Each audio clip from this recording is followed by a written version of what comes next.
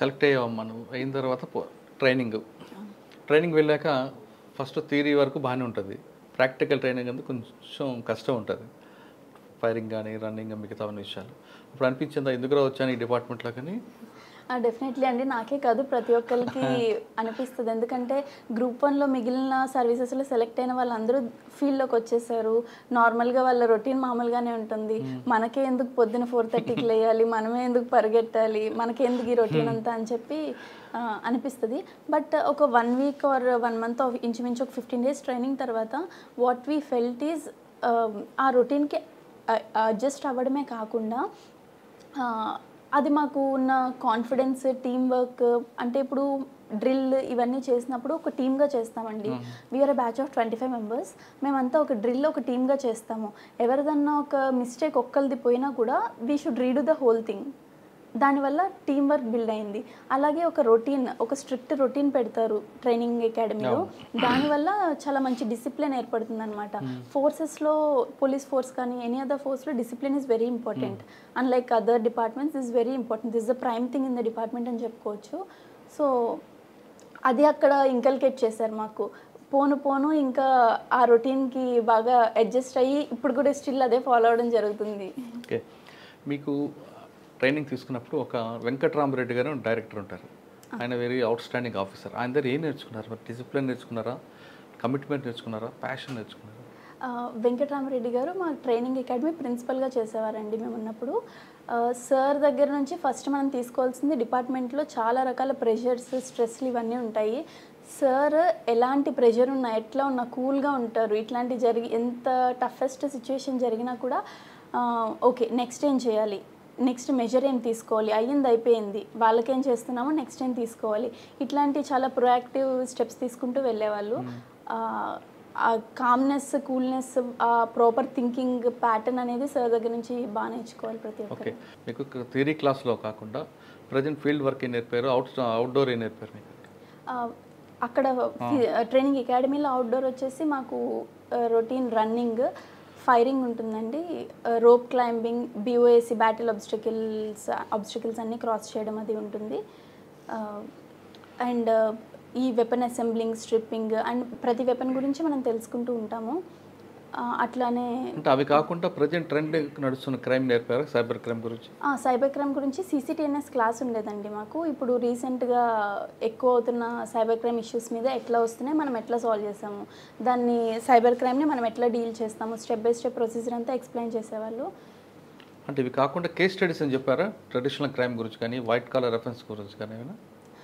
మాకు ఎక్స్పీరియన్సెస్ని షేర్ చేసుకోవడానికి సీనియర్ ఆఫీసర్స్ని పిలిపించేవారు అకాడమీకి. లైక్ అడిషనల్ DG గారి దగ్గర నుంచి ఐజీలు చాలామంది, ఐజీ సార్స్ చాలామంది, వీళ్ళంతా వచ్చి వాళ్ళ ఎక్స్పీరియన్సెస్, కేస్ స్టడీస్, ఏ కేసులో వాళ్ళు ఎట్లా డీల్ చేశారు, ఒక టెర్రరిస్ట్ అటాక్ జరిగింది ఎట్లా డిటెక్ట్ చేశారు ఆ పర్సన్ని, ఇట్లా ప్రతిదీ పాయింట్ టు పాయింట్ వాళ్ళు ఎక్స్ప్లెయిన్ చేసేవాళ్ళు అనమాట. Like flow chart of the investigation అనేది వాళ్ళ నుంచి నేర్చుకోవడం జరిగింది. ఓకే, పాసింగ్ అవుట్ పీరియడ్ అమ్మా నాన్న వచ్చి ఉంటారు? నాన్నగారు వచ్చారండి. లేదు, అప్పుడు డయాలసిస్ ఉంటుండే, సో రావడానికి అవ్వలేదు. యూనిఫామ్ చూసిన తర్వాత అమ్మా నాన్న ఏమన్నారు? చాలా ఆనందంగా ఫీల్ అయ్యారు. ఫాదర్ అయితే అదే ఫస్ట్ టైం నన్ను యూనిఫామ్లో చూడడం. మదర్ అయితే ఇంకా మొన్న రీసెంట్గా చూసారు, ఒక 1 వీక్ బ్యాక్ యూనిఫామ్లో. చాలా హ్యాపీగా ఫీల్ అయ్యారు. ఓకే, పోస్టింగ్కి వచ్చావు, ఫస్ట్ బాపట్ల వచ్చారు. ఇక్కడ ఒక మన టాప్ మోస్ట్ ఆఫీసర్ ఉన్నారు, SP గారు. ఆయన దగ్గర ఏం నేర్చుకున్నారు? వాకుల్ జిందాల్ సార్ వచ్చేసి నాకు బాపట్ల ఆప్ట్ చేసుకున్నానండి. మాకు ప్రిఫరెన్సెస్ ఇచ్చారు, డిస్ట్రిక్ట్స్ ఏ డిస్ట్రిక్ట్కి వెళ్తారనేసి. ఏవి ఇచ్చారు మీకు? మమ్మల్ని పెట్టుకోమని అడిగారు. సో నేను ఫస్ట్ బాపట్ల పెట్టుకున్నాను. సో సార్ మంచి పోలీస్లో మంచి రికార్డ్ ఉందనేసి సార్ దగ్గర ట్రైన్ అయితే ఎలాంటి క్రైమ్నైనా మనం డీల్ చేయగలమనే ఉద్దేశంతో ఫస్ట్ బాపట్ల పెట్టుకున్నాను. అట్లానే మదర్కి విజయవాడలో ట్రీట్మెంట్ జరుగుతూ ఉంటుంది, మదర్కి కూడా దగ్గరగా ఉండొచ్చు అనే ఉద్దేశంతో బాపట్ల పెట్టుకోవడం జరిగింది. సో నాకు ఇక్కడికి వచ్చేంత వరకు వాకుల్ జిందాల్ సార్ ఒక బెస్ట్ పోలీస్ ఆఫీసర్గానే తెలుసు. బట్ ఇక్కడికి వచ్చాక సార్ ఒక బెస్ట్ ట్రైనింగ్ కూడా చాలా బాగా ఇస్తారు అనేసి అర్థమైంది. ఏదైనా ఒక విషయం, ఏదైనా కేసు జరిగిందంటే ఎన్ని డైమెన్షన్స్లో ఆలోచించవచ్చో ప్రతిదీ చెప్తారు సార్. లైక్ ఇప్పుడు ఇట్లా జరిగింది విషయము, ఈ ఈ కేస్కి ఎంతమంది ఇన్వాల్వ్ అవ్వచ్చు, ఏ ఏ పార్టీస్ ఇన్వాల్వ్ అవ్వచ్చు, చాలా హోలిస్టిక్గా ఆలోచించి చెప్తారు ప్రతి విషయాన్ని. నెక్స్ట్ నువ్వేం చేస్తున్నావు వాళ్ళకి. ప్లస్ ఒక్కొక్కసారి మనం ట్రైనీస్గా ఉన్నప్పుడు మిస్టేక్స్ చేస్తూ ఉంటాము. సార్ దాన్ని ఎప్పుడు కోప్పడి ఎప్పుడు చెప్పలేదు. ఓకే ఇట్లా చేసావు, నువ్వు చేసిన దానికి ఇట్లా అవుతుంది, సో డూ దిస్, ఈ బెటర్ ఆల్టర్నేటివ్ ఉంది అని చెప్పి చాలా కామ్గా కంపోజ్డ్గా చెప్తారనమాట సార్. ఓకే. అది మనకి లెర్న్ చేయడానికి చాలా బెటర్ వే, లెర్నర్స్కి చాలా సార్ దగ్గర ఇంకొక పాయింట్ ఉంటుందండి. ఒక ఒక క్రైమ్ జరిగింది, ఒక అఫెండర్ ఉన్నాడు. ఆ క్రైమ్ జరిగిన తర్వాత చేయడం వేరు, దాని ఆరిజిన్ కూడా చెప్తారా ఆయన, చెప్పారా మీకు ఎప్పుడైనా? చెప్పారండి. మొన్న రీసెంట్గా ఒక ఇష్యూ జరిగింది. చాలా చిన్న ఇష్యూ. ఒక 3-4 వచ్చి పిటిషన్ ఇచ్చి కంప్లైంట్ చెప్పారు. వాళ్ళు ఒక 20 to 25 బిట్వీన్ ఏజ్ ఉంటుంది వాళ్ళకి. వాళ్ళు ఒక చిన్న తోపులాట్లో వెళ్ళారనమాట. నాకు అప్పుడు సార్ ఆఫీస్ నుండి కాల్ వచ్చింది, ఈ ఇష్యూ కొంచెం పెద్దదవుతుందేమో చూడు అనేసి.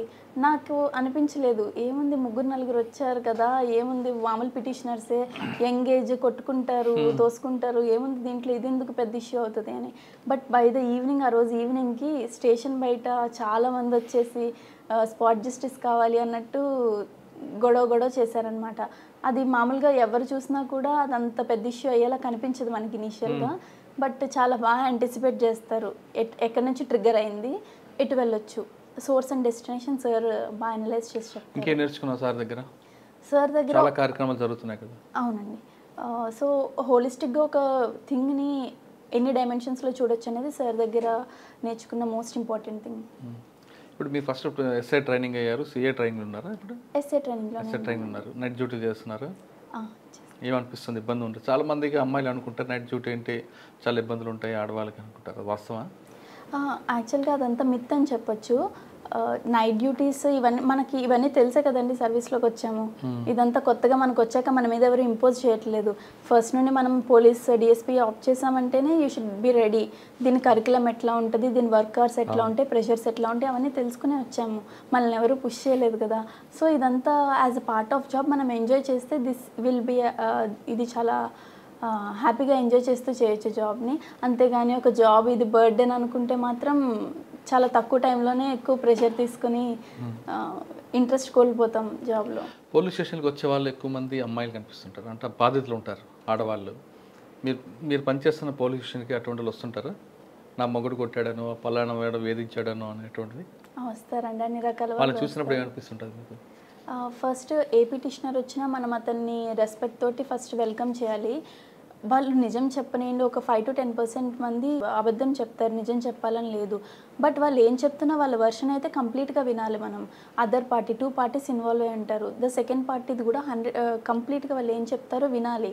వాళ్ళు వినడంతోనే వాళ్ళకి 50% ప్రాబ్లం మనం విన్నామంటేనే 50% దే విల్ ఫీల్ హ్యాపీ, అది సాల్వ్ అయిందనేసి అనుకుంటారు. బట్ ఆ తర్వాత మనం ఏమేమి స్టెప్స్ చేయొచ్చు, వాళ్ళకి కౌన్సిలింగ్ ఇస్తే అర్థం చేసుకుని వెళ్ళిపోతారా, లేకపోతే వీళ్ళకి అర్థమయ్యే విధంగా ఎట్లా చెప్పొచ్చు, వాళ్ళ లెవెల్ ఆఫ్ అండర్స్టాండింగ్ని బట్టి, సొసైటల్ అండర్స్టాండింగ్ వాళ్ళకి ఏ లెవెల్లో ఉందో దాన్ని బట్టి మనిషి పర్సన్ టు పర్సన్ డిఫర్ అవుతూ మనం తీసుకొస్తామండి ఫైనల్ సొల్యూషన్. మీ దగ్గరికి ఒక అమ్మాయి వచ్చి నాకు పలానా వ్యక్తి ఇబ్బంది పెడుతున్నాడు, ఏడిపిస్తున్నాడు అంటే మీ రియాక్షన్ ఏంటి? తీసుకొచ్చి కౌన్సిలింగ్ చేసి పంపిస్తారా యాజ్ పర్లా, లేదు మీలో ఉన్న మహిళ బయటకు వస్తుందా?